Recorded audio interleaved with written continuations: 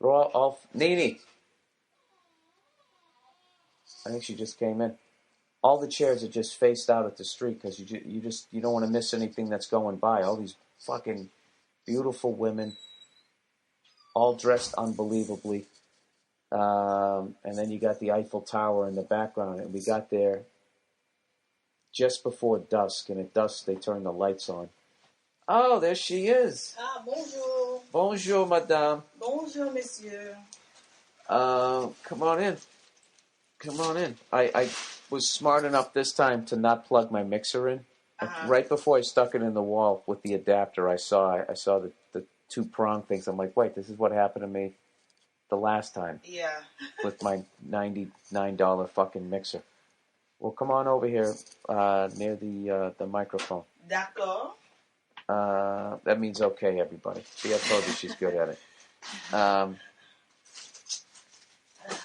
So anyways, I was just telling them. What are you talking about? You just cleared your... Oh, sorry. See that big blip there? You just cleared it right near the microphone. Oh, je m'excuse. So I was just telling them about taking that rickshaw bike over to the Eiffel Tower, and just how they have the city laid out where you don't see it, you don't see it, you don't see it, and then it's just boom between the two buildings, and how he was sitting in that cafe. Yeah. That was amazing. Drinking wine, and I'm smoking my little pretentious cigarette thing. Yeah. That's another thing too. Like, everybody fucking smokes over here. It's hilarious. Oh, it's great. There's no Surgeon General here whatsoever. But I was mentioning that we're gonna go see the Mona Lisa today, and I'm not a big museum person, and I've kind of been speaking for you. On a scale of 1 to 10, your feelings about museums? You know what? I would say I'm at a 7. You are a 7, but I'm not a full on 10 because I'm not the kind of person that's like wants to spend an entire day in a museum. I want to go in, see the shit that I want to see, and then get out because it's exhausting. But there are certain things that I love. I do love museums, but I just don't want to go there and like when we're in New York and I go to the MoMA, I just want to go in, see some things and leave. I don't want to spend the day at the MoMA. Some people do that and they love it. I can't do that. I literally get sick to my stomach when I hear you say go to the MoMA.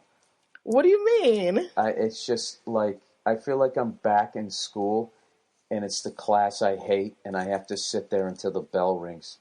Do you know when I was a single man in New York, the amount of time people go, oh, take her to a museum, and it would always be the worst fucking date. And it was, and I would do it because people say that, that's where you take these New York ladies. So, right.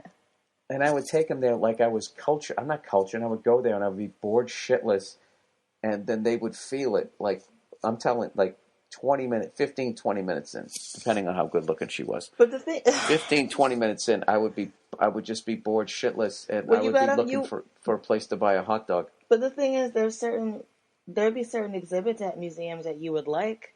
Remember when we went to the car museum? I said that. I like the car museum. You like that place? I like. There was like a stand-up comedy exhibit. Yeah, that's not a museum. That's just cool shit, or like a bunch of cool photographs I could get into. Right. But the artifacts, like when we went to the fucking thing there with the guy who flew on the ceiling. That shit was the Sistine Chapel. You were like walking through there like you were walking through an airport trying to get to your gate. You were like walking so fast, barely looking at anything. You were just like, I'm just walking through this because I have to, because it's the Sistine Chapel. It was one vestment after another. This priest was beautiful, though. What are you talking about? I know. We have this whole... I can't even believe that you would say that it's not beautiful in there. It was absolutely gorgeous. It was a lot to take in, but you're like a 13-year-old boy. You're like, this is boring. No, it didn't. It sucks. It looked like an Italian's living room. You know that hacky joke that they do where they talk about that room that's all covered in plastic that no one can go into? Mm-hmm. Yeah, that's what it looks like. It's just ornate. I'm going to use the word ornate. It but was don't just so fucking over. It was so gaudy. Every Look, you know how you love how the Parisians dress, where it's Yes. basically all dark color, and then like the splash of color with the scarf or the shoes or the hat, and everything else is sort of was it muted, matted, neutral, whatever the fucking word is. That was the exact opposite. Yeah, that was the ornate, epitome of But look how I got this over here. I know, but there's so much time and skill that goes into putting all those frescoes up. It was absolutely incredible, though. You got to appreciate that part of it. You got to appreciate the artistry that goes into something Absolutely. like this. The same way I can appreciate an older movie, but also realize that the dialogue's a little dated. Like the way they decorated it is a little dated. Oh, I got to give. What is it? What do you mean dated? I mean, it's Rome. It's one of like the oldest cities. Loved Rome. I loved Rome. I loved everything about it. Other than that the only fucking museum I went to was that stupid Sistine Chapel, and it sucked. When you go there, make a right and go right to the ceiling painting. Yeah, that's and then get the fuck out of here. Don't go to the left and see every chalice they ever fucking drank out of for like the next. And it wasn't even crowded that day. God forbid if it was fucking crowded. You're gonna.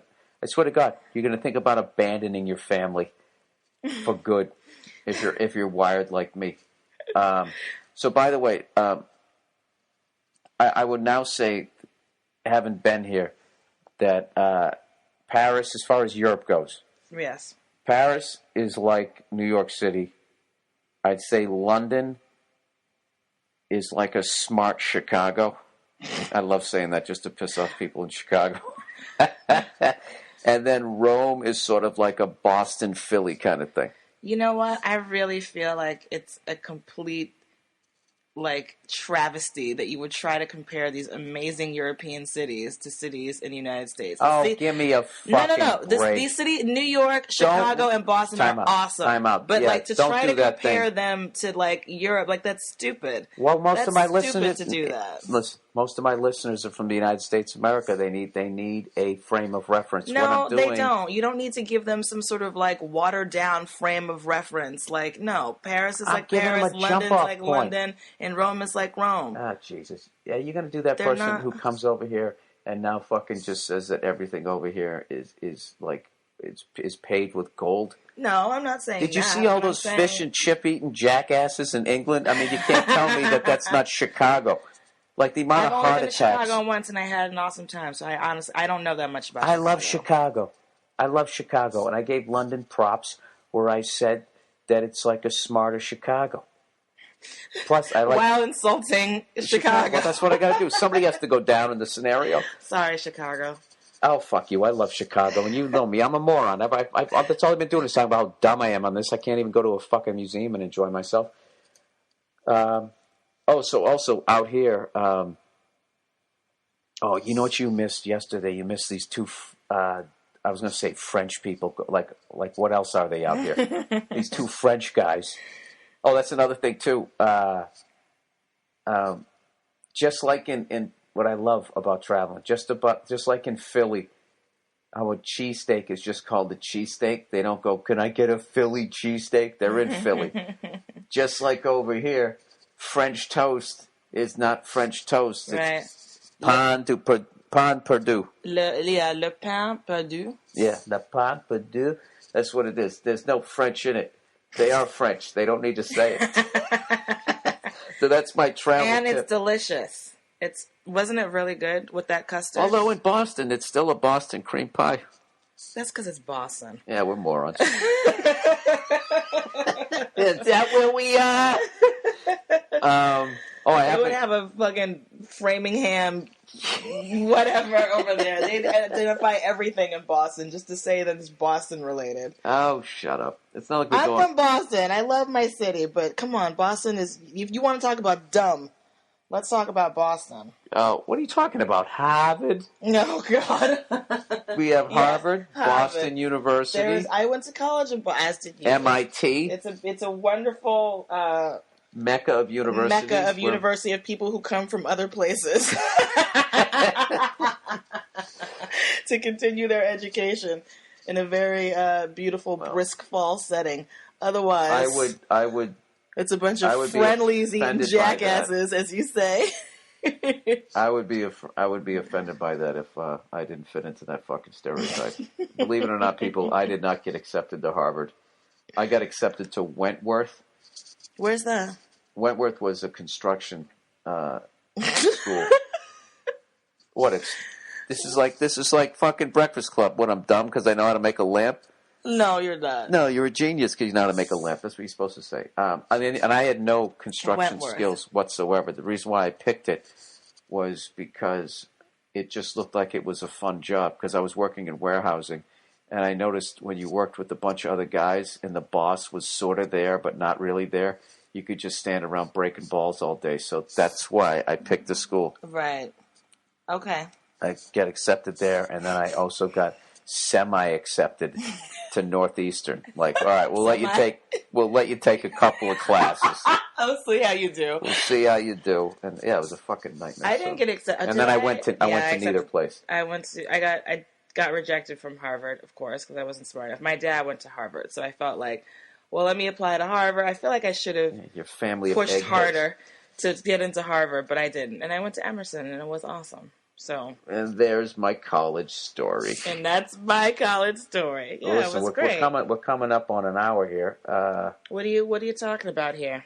I talked about everything. Oh, you know something else? I've been trying like every friggin' cigar that you can try out here because their selection is incredible. Mm-hmm. But this is what I have learned. Even in Paris, if you want to buy a cigar, go to a cigar store. What's the one that I went to down the street? On Rue Saint Honoré. I don't know, but yeah, you got to go to a specialty place, just like with the boulangerie. You go to the boulangerie. That's bakery. Boulangerie. To get the croissant and the baguettes, and I guess you go to a pâtisserie to get the like little cakes and the macaroons and things like that. Yeah, because other than that, you're just gonna get ripped off. Like it's weird because they got all these places. Was it TABAC? Tabac, yeah. You just see those signs and you're like, oh, there's Cuban cigars in there. And you walk in there, but they don't know what the fuck they're doing. Like I walked in to one yesterday and I bought two different size like Cohibas, these smaller ones and real thin ones. And you're supposed to like, basically what you do is you squeeze the end of it. You're supposed to go in about 50% and then it's supposed to come back out. I like watching you squeeze your imaginary cigar. Yeah. The rest of the cigar, regardless of how hard it is, it doesn't make a difference. It's that right there. That'll give you a good draw. But the whole thing was squishy. And I noticed that they seemed almost a little wet. They had the fucking humidifier up too high. And I'm sitting there, I was smoking it last night. It was like, it's like I'm smoking wet leaves. And it was a Cuban. I had to finish the thing. How funny was it when I stuck the Q-tip in the end of it to the side? Yeah. So I get down to the end. It was still, better than any cigar that I usually get in the U.S. That's like when you're like in college or whatever, and you're trying to smoke like the smallest part of the joint. You use a pair of tweezers to smoke out of it. Roach that clip, was exactly the roach clip. There's a famous story because I've only heard it once in my life. I'm not going to say it's famous. Castro, when he was at the UN, he actually lit up during the whole meeting of the minds of people around the world, and as he's sitting there listening, he's smoking a Cuban, which I think is a big fuck you to the U.S. Like, yeah, you guys wish you could be smoking these, and in the end, he what he used as a roach clip was some part of his glasses. He stuck it in there, and he was holding his glasses, like hitting it like a roach at the end. Really? Yeah. Dressed like he was on MASH. I got you a croissant from the boulangerie. Okay, what flavor? Plain, the butter one. How do you say it? Burr. Bill Burr. Yeah, Burr. Okay, let's read a couple of these things here. Fake sports enthusiasm. Dear Billy Balls, between the Final Four and the Super Bowl, which one do you think attracts the most fake female sports fans? All just running out the door in whatever color they're rooting for. Never watched any regular season games. Which is it? I say the Final Four. First of all, I don't think that you got to just say that it's women. Yeah, fuck you. Oh, Jesus. I'm not saying that because Nia's here either. Although I might subconsciously because we have to spend the day in a museum. The most fake female sports fans. There's only fake female sports fans? I would say Oh, well, the Super Bowl is brutal for the fake female sports fan. It's fucking brutal. It's brutal for everybody because most people pretend like they give a shit about the Super Bowl when they don't. They just want to watch the goddamn commercials. Count myself among them. That's a very ignorant point of view. What you're doing right now is because you're looking out your own head and saying this is the view of the world. The thing is, Nia, a lot of people are. You're part of the problem. You're the woman who shows up that doesn't give a fuck and talks during the game.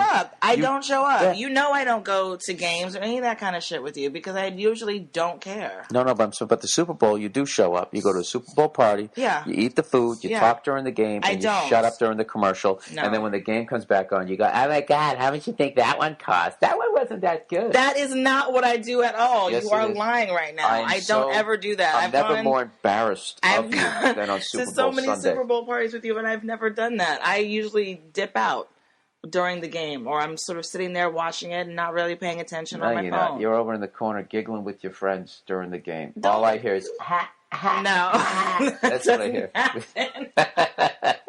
I would actually say the Super Bowl because the Super Bowl has become like a national holiday, and it's the fact that it is one day, it is on the weekend, it's only just for one fucking day, and the fact that there's going to be food and all of that stuff for non-sports fans to still enjoy.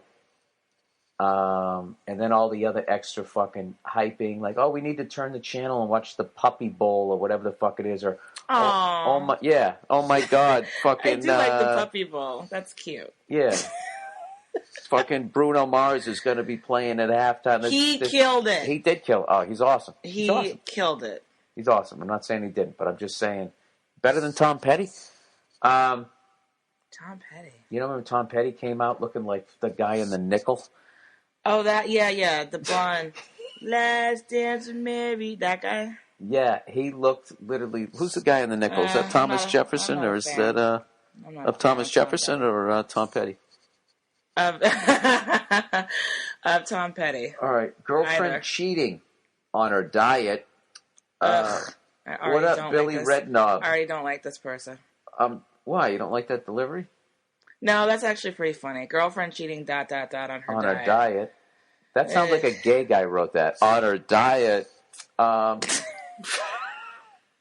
Ridiculous. Scandalous. I'm 27 years old and have a girlfriend of 6 years whom I live with. When we first got together, she had a sexy, athletic body.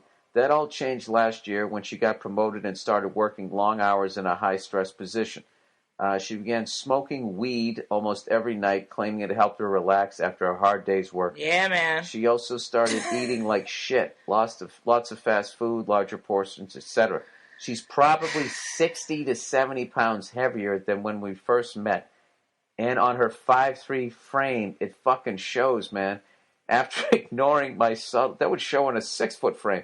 After ignoring my probably 60 to 70 pounds heavier.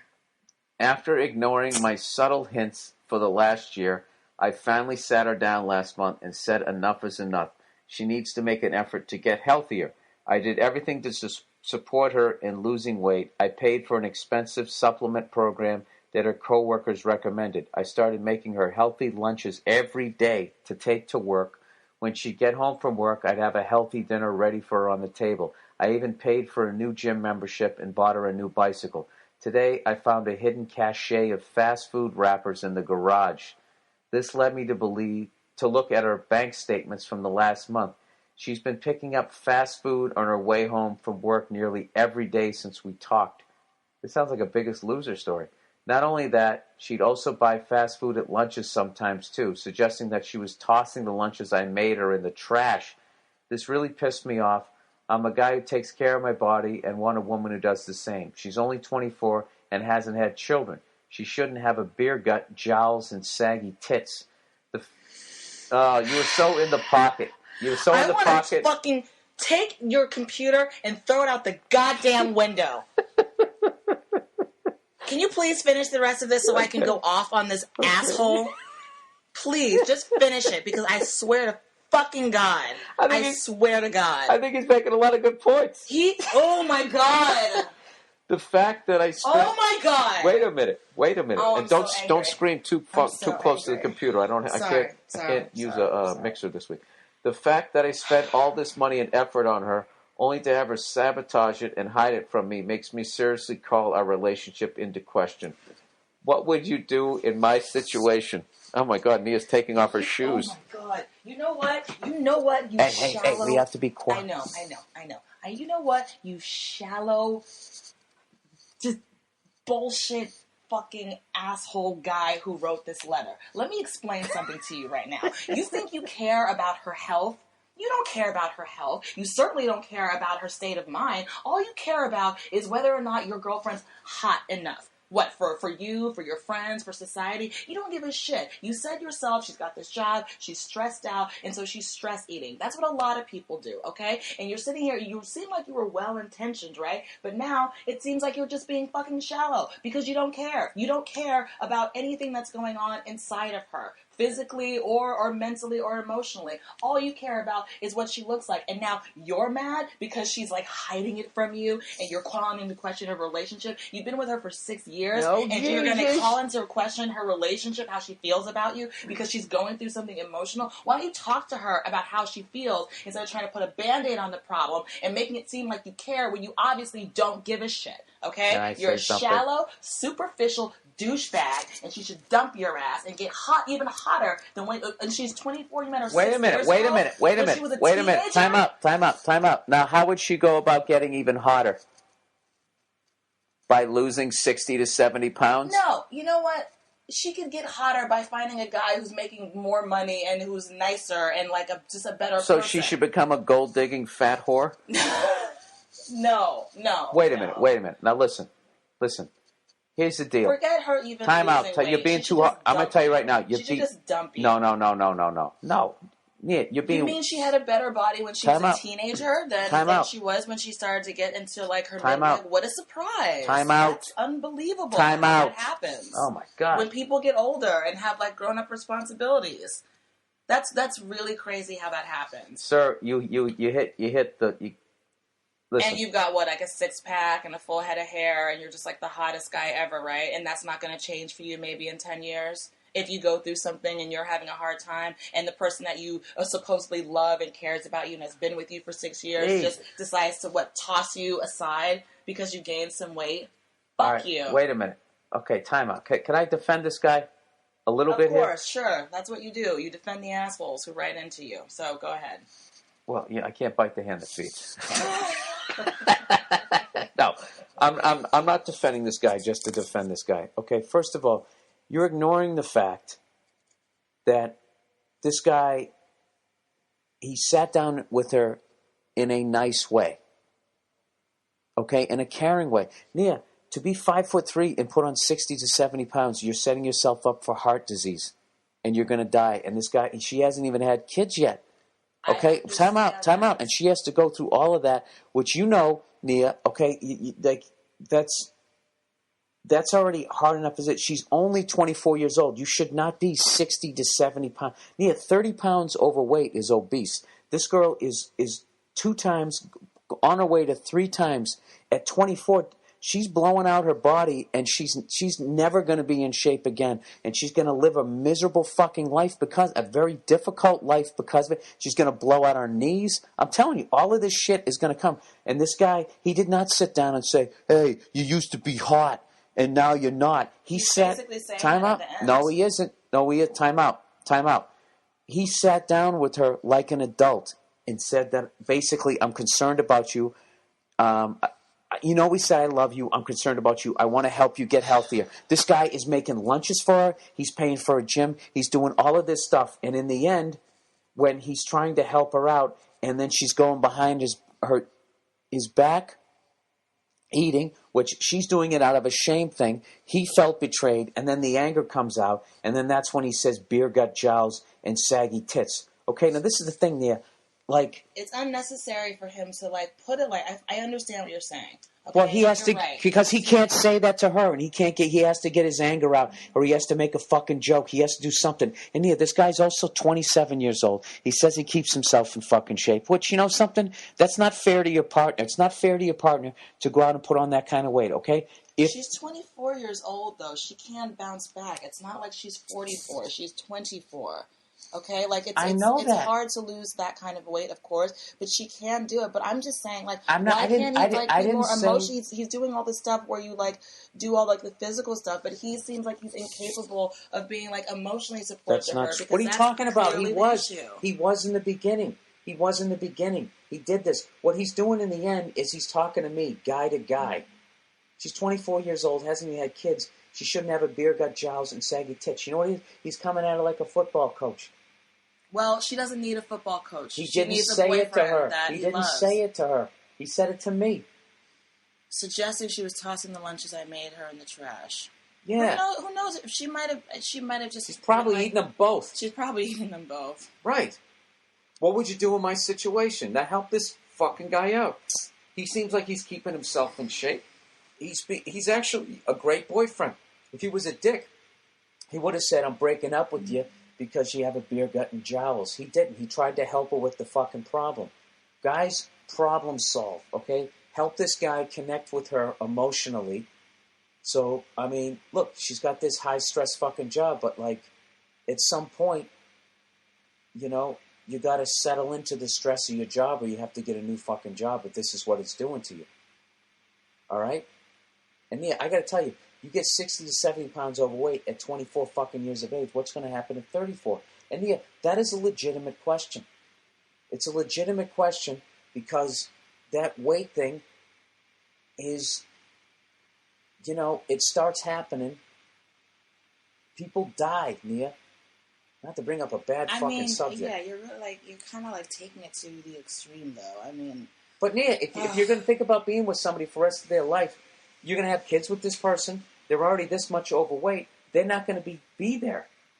They're not going to fucking be there. All right, fine. Maybe I went too far when I was calling him an asshole and all that kind of stuff. I think you had a normal reaction because it's that last thing. You know what I mean? Because you know what, you're right. Everything that he says he's doing in terms of making her healthy meals and buying her a bike and the gym membership, that's all well and good. And maybe this is the part about men and women that's difficult because yes, you guys try to problem solve. You don't try to connect on an emotional level and say like, no, you bury the emotions, right? And you go to the gym. Exactly. Where it sounds like what she needs to blow off steam, and a lot of people do. They eat, they drink, they smoke weed, they do other drugs. This is how they cope. These are how people cope. That's another thing. She starts skills. using fucking alcohol's a drug, but now she's weed, and that increases your hunger for most people like you wouldn't believe. So and you don't want a salad when you're high. You want pizza and cheeseburger and nachos. Let me ask you this, Nia. Let me ask you this. Let's just say you're dating me. All right. Mm-hmm. You know, we've been going out for 2 years. I'm in great shape, and then all of a sudden, the stress of the road. I put on 60 to 70 pounds and start smoking weed. Now, you're going to tell me that you're not going to entertain breaking up with me. You're not going to sit there and be like, this is going to be the father of my kids. This is the person I'm going to spend my life with. This guy who's acting like he's in fucking Wayne's World and Uncle Buck all at the same time. You know what? I honestly can't say that I would. If you all of a sudden that's all you were doing with yourself, and whenever you weren't on the road, you were just sitting around smoking weed and eating. You know what? You're full of shit. If I came home, imagine my pasty, freckled torso with man tits.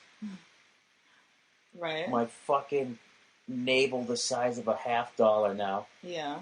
Smoking weed and just sitting there fucking, you know, that's going to affect my sex drive. And now I'm getting on top of you.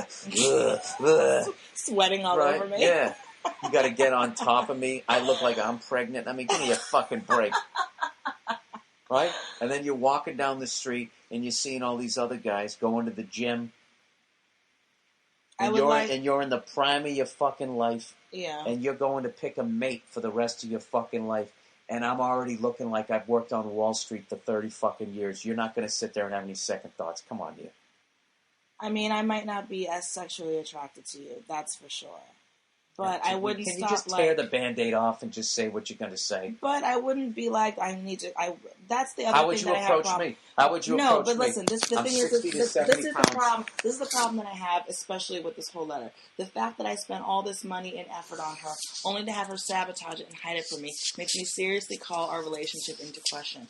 Why does that call your relationship into question? Because she's being deceptive.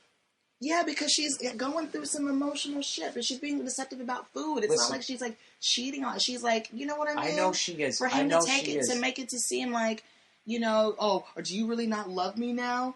Because, you're not following this diet that we agreed that you would follow. Like, that's not a fair comparison to make on somebody. Like, it's really not fair to do that. No, is it fair to do what she's doing? Well, she's not doing it against him. And as a way to hurt him. I know she isn't. So you can't say, is it fair for her to be doing that to him? You know because something. This is not what it's like. But this is this classic fucking female thing, where you guys are right when you're right, and you're right when you're wrong. Like you're acting like. You think she's doing this to hurt him? Well, why can't she be a little more mature and just say like, listen, why can't she sit down with him, and just level with him and let him know? Just say, listen, I got to be honest with you. I know that you care about me. I know that you sat down and you had this conversation with me, and I know that I said I was going to do this and this and this, but I'm actually doing that, and I'm actually, not going to the gym, and I feel bad that you're wasting your money and all that, and you're taking all this time to make a lunch every morning. How loving is that he's doing that? She should do that. Yeah, all right then. She's not 100% free of guilt. The thing about it is, Nia, is that guys are guys, and we talk like guys, and guys just get to the fucking heart of the matter. I don't like the fact, what he said, he looked at her bank statements from last month. She's been picking up fast food on her way home for nearly every day. I gotta tell you, Mia, that's a chick thing to do. Go through somebody's email and snoop. He's Snoop. It is. It's Snoop. And now you don't like that? Now what if a woman did it? You probably would like it. No, I don't. I hate when she people... had a hunch. No, I don't like because when people check self. I have friends who check, and I don't think it's smart to do. I think it's ridiculous. And also, it's like, don't look, because you... More than likely, you're going to see something that you don't want to see. Well, I'll be checking your emails later on today. I have nothing to hide. You can check all my emails. All right, so what should he do in this situation? Well, first of all, I should probably apologize for saying fuck you and calling you an asshole. But yeah, you should just sit down and have a talk with her and just say, I'm concerned about you and what's going on with you emotionally. Like, tell me what's going on. How does he deal with... Maybe we can go for a walk after work, and you can tell me about your day. When he brings up the fact that he snooped and looked at her bank statements, he does not need to do that. Well, let's just say he does, because at this point now his girlfriend she's gonna freak out, and she can get a lot of weight behind those punches now. You're such a dick. No, he should just say, I'm worried about you because I feel like you're going through some stuff, and I tried to help you, but maybe it's not enough. Do you want to talk to me? Do you want to talk to somebody else? How are you feeling?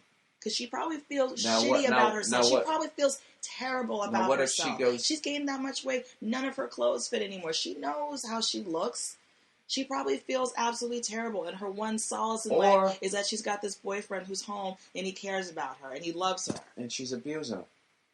That's not abuse. Don't throw that word around, Bill. That's a strong word. Don't do that. She's taking abusing him. She's taking advantage of Stop it. She's taking advantage of their love. She's not. You're making it. That's what I don't. That's what I'm trying to get you to understand. She's not trying to hurt him by doing this. She's hurting herself. You don't know her. You don't know her. And you don't know him. Exactly. So why are you right and I'm wrong? I'm not saying I'm right. I'm giving you my opinion. Isn't that why I'm here? You really have a beautiful profile. You know that. Don't try to throw me off. No, I'm serious. With that. Anyways. I appreciate that, but don't try to throw me off. All right. That was a legitimate thought, but I was trying to throw you off a little bit. No, listen. If listen, what the fuck I was going to say. No. Pounds, it would be very hard for me. Go back what we were just talking about. We were but saying... this thing, no. She probably feels bad for herself. She probably blah, blah, blah. Hey, here's something. What if she doesn't? What if she doesn't give a fuck? No, There are she those does. people. How do you know? There aren't those people who just don't give a fuck. Because she's a woman and she's 5'3" and she's put on more than like 10 pounds, it's just devastating for us. I'm 5'4" and I've been, about 25 pounds heavier? I understand. Still look good, though. You liked me when I was a little bit heavier. Yeah, I don't mind. I don't mind. You said you liked it when I was a little bit thicker. So listen, it does show. It shows like nobody's business. You are right, sir. It shows. And right, it does and guys, suck to have your formerly tight, hot body girlfriend all of a sudden not be that way. I know, and if she looks like she's a retired athlete in her 50s at 24, I mean, what is he supposed to do? He is 27. So he is still at that shallow age where he's like, calling into question his relationship based on your partner's weight gain. No, that's the level of maturity he's at. Yeah, listen, that's a very serious fucking thing. To be that overweight at that age. I mean, if you do that to your body and you stay that way for 20 years, I mean, your body can only take that for so long. And when you're thinking about starting a family with somebody, they have to be around. They got to be involved. They can't be over in the corner, with no energy, lethargic, and then having, on top of that, all kinds of fucking health. That's another thing, too, here. You're not going to be able to get fucking health insurance. I mean, what she's doing really is affecting both of them. I'm not trying to be a dick here, but like... They're not even engaged, though. This is just his girlfriend. That's how you get her to lose weight. You should propose. She'll lose weight with the quickness. Trust me, I know. Yeah, but then once they get married, she's going to go right back to the Doritos. Well, then that just means that there is a significant emotional thing that needs to be addressed. So all that stuff that you did while you got her this great bike and a gym membership and all that stuff to support, first of all, that should tell you that a person is only going to change their lifestyle if they want to. Number one, that's the first lesson. That's with drugs or food or anything. Number two, that means you need to go deeper than just the kind of like, these are the things that you do to get healthy. I got the answer right here. That means you're either talking or you're suggesting therapy, or you go to therapy to talk about it or something. She probably needs to. If she's got like some sort of like eating addiction, food addiction or something. I got the answer. She's probably just fucking depressed. And when you're depressed, you smoke weed and you gain weight. Like, she's depressed. She's stressed out. He needs to sit down and decide if it's worth it. Does he love this person enough to ride through this fucking storm? If you're not, if you don't feel that way, then you should just walk. Okay? And then breaking her heart is better than marrying her when you don't love her. So just break her heart, the stress of that and the sadness of that, she won't even be able to eat that big king every day. And she'll probably drop like 15. Has he stopped loving her? Because if that's the case, then he's calling their relationship into question. So I don't know why. Because he's being honest. Why can't you fucking be honest? Why can't guys be who we are? We are visually. You know what I love about women is you fucking want to use that shit where visually attractive gets you a fucking drink. Or get you out of some shit. What do you mean, ugh? Like that doesn't fucking work. You want to use it when it works for you, and then you want to use that weakness when it's to your fucking advantage, and then when it's the other way, you want us to be these fucking understanding goddamn people. You want us to be guys when it gets you a free fucking drink. We want guys to love us whether we're like the hot body or we gain some weight. That's what we want. We want to not. Yeah, you want your cake and eat it. Literally. We want to not be. We want to live in a world where we don't have to even fucking have this conversation. That's what we want. Yeah, I want to be rude and fat. And selfish. That's you. That's and you guys. Shop Actually, and do whatever I want to do, and I want you to still love me. You guys are already rude and fat and disgusting and ridiculous, and you get to do that. But women can't do that. As you interrupt me, I'm rude. We have to be like the hot body, otherwise you call our relationship into question. Oh, so this one guy is everybody now? He's not everybody, but we're talking about just a general scope of thing. You just said women like to do this and women like to do that, like it's all women. That's what I do? That's what I do? Yeah, but I'm a moron. You're supposed to be a higher being. You're a female. We are higher beings. You're not. Trust us. You're not. You're just as dumb as we are, just in different areas. No.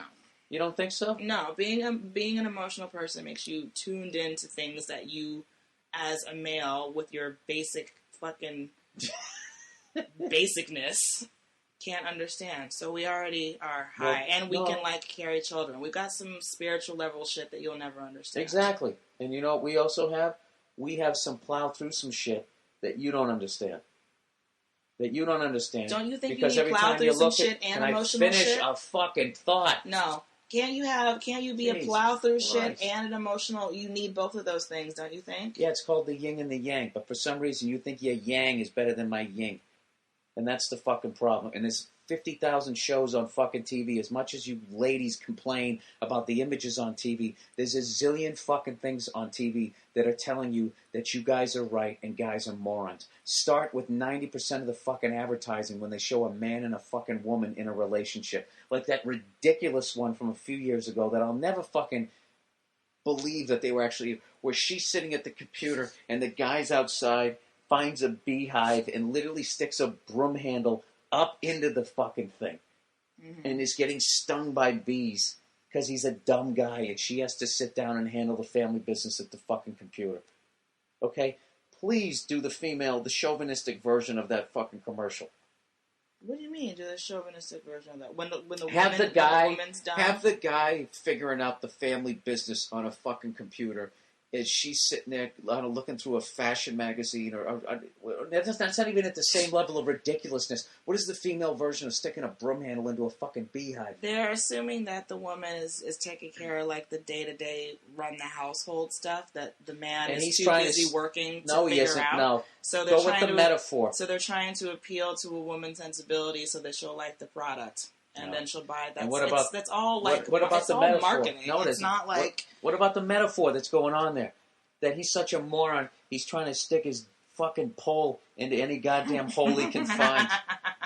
That's not knowing he can get stung at any moment. Yeah. It was him getting herpes. Dear Billy Bounce, what music are you listening to these days? What's on your iPod? What's the lovely Nia listening to? What do you listen to when you work out that chiseled Lee Marvin body? It's as old as Lee Marvin's body. What am I listening to these days? I don't fucking know. I usually listen to shit that makes me want to play drums. Or learn some drum shit. So I have no idea. Last night when we actually watched, we were watching Comedy Central because we were their website. We were jet lagged. Yeah, I couldn't sleep. And when I watched Key and Peele, and I watched The Workaholics, and Broad City, is that what it is? Yeah. When I watched it, all that did was make me feel fucking old. It made me feel fucking old. Like, let me go back a second. They're all fucking hilarious. Like, I was legitimately laughing through all of that, right? Yeah. Okay. But I didn't get so much of the shit. Not like I didn't get it. Like, what was that thing? That Hannibal Buress thing that he said? I didn't even get it. Oh, yeah. He was talking about Childish Gambino, Donald Glover.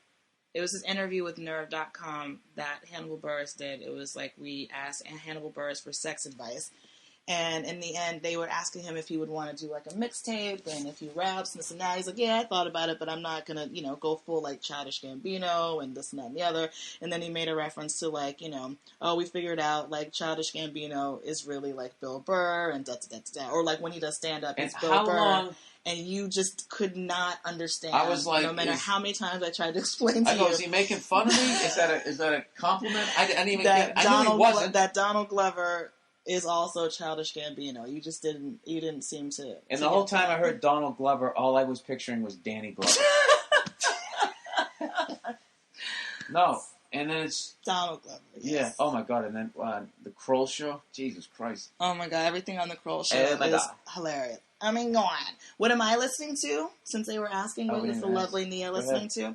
I actually downloaded Sam Smith's album based on his performance when Louis C.K. did SNL. Actually, it was another recent appearance that Louis did. It wasn't the first time around. So Sam Smith is awesome, just has a beautiful voice. I've actually been making a lot of mixes of like old stuff, a lot of old hip hop I've been listening to, a lot of like 90s. What I makes love hip hop? What makes hip hop?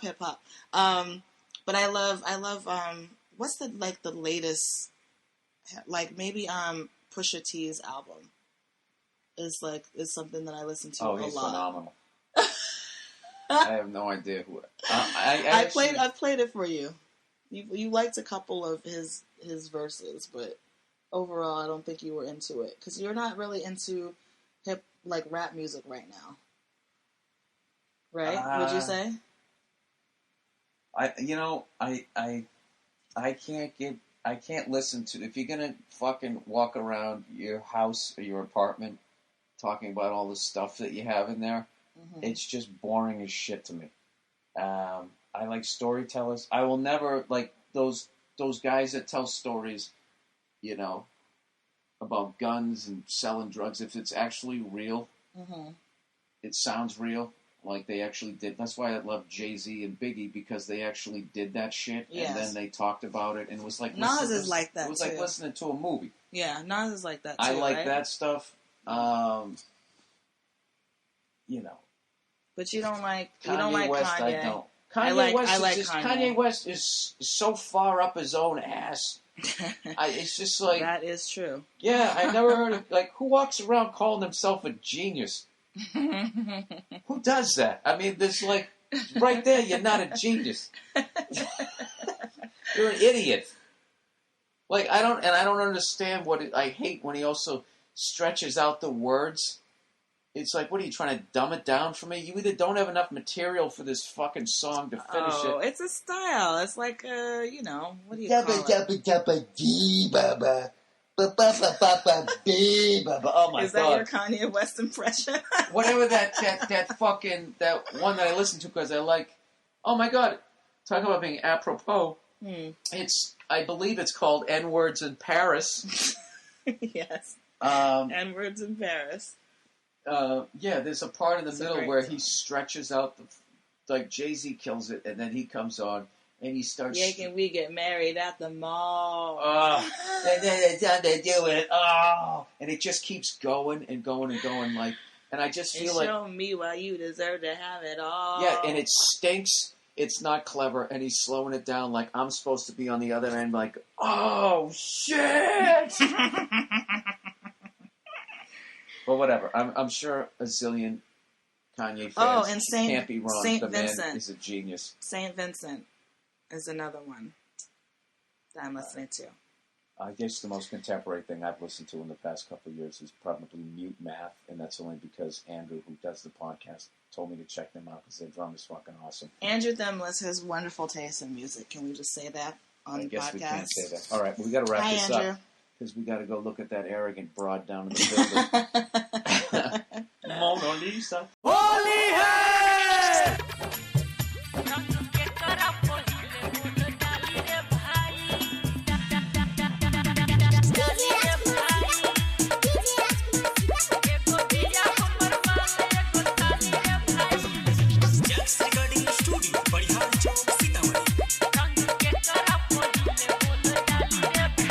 एगो बिया हमर माल एगो साली रे भाई रंग के कर पहिले बोल डाली रे भाई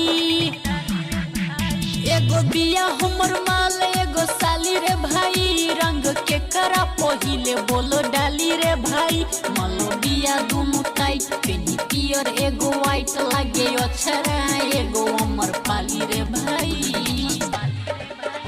एगो बिया हमर माल एगो साली रे भाई रंग के करा पहिले बोल डाली रे भाई एगो बिया हमर माल before I end, I got to just unbelievable sad day in comedy yesterday. The great John Panette